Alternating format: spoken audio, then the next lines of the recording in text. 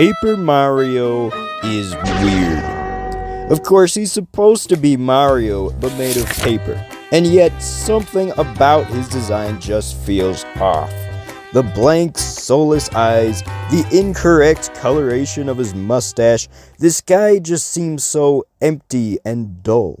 Which is why I have decided to take it upon myself to give the paper plumber a fresh new makeover.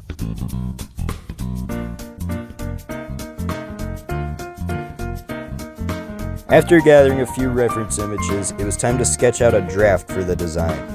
There are a few things I want to accomplish with this redesign. First, I want him to look more like mainline Mario, while still fitting the Paper Mario art style. Second, I want to make him feel less lifeless. His eyes are thin and far apart, his colors are dull, and his proportions feel a bit off. And finally, I want to push this design to be a bit more cartoony and expressive than the official versions. The head is more or less the same as in the modern design, with just a few subtle proportion differences. For the hat, I'm going to go with a slightly more rounded shape. Now the eyes are going to be the biggest change I'm making to his face. I want them to be wider and closer together to give him the endearing look he has in the Paper Mario 64 promotional material. Moving on to his body, I want him to be slightly more round and jubilant in nature. I'm also going to make his hands a bit bigger than in the official design. As for his shoes, I want them to look too large for his body. I feel like this adds a good weight to his design. Paper Mario's shoes have this very simple oval shape to them, but I wanted my version to have rounder, more cartoonish shoes. And with that, my rough draft is finished. I used the sketch to create this version using nice, clean lines, although I did make a few changes from the original draft. Now it was time to color all the pieces, gave his face a more natural flesh tone. Now for the mustache, I always found it strange that Paper Mario has a brown mustache when regular Mario's is black, so I decided to color it black to match the real deal. For his hat and clothing, I went with a red that's almost more of a pinkish magenta shade, which does seem like an odd decision, but it will make more sense later. I also chose to make the underside of the cap a darker red rather than a black.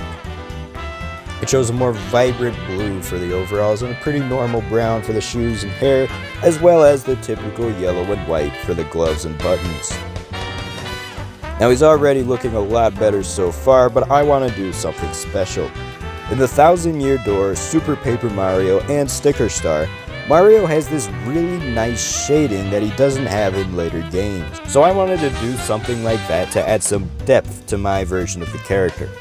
I shaded the back of the hat with this dark red color, which really tones down the magenta nicely. I then selected a nice orangey tan color for his face and a dark blue for the overalls.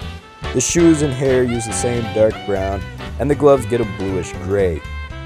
I wanted to make the buttons look extra shiny, so I also added some white light to those on top of the shadow. I then added some rim lights in the original colors to really make the shading pop.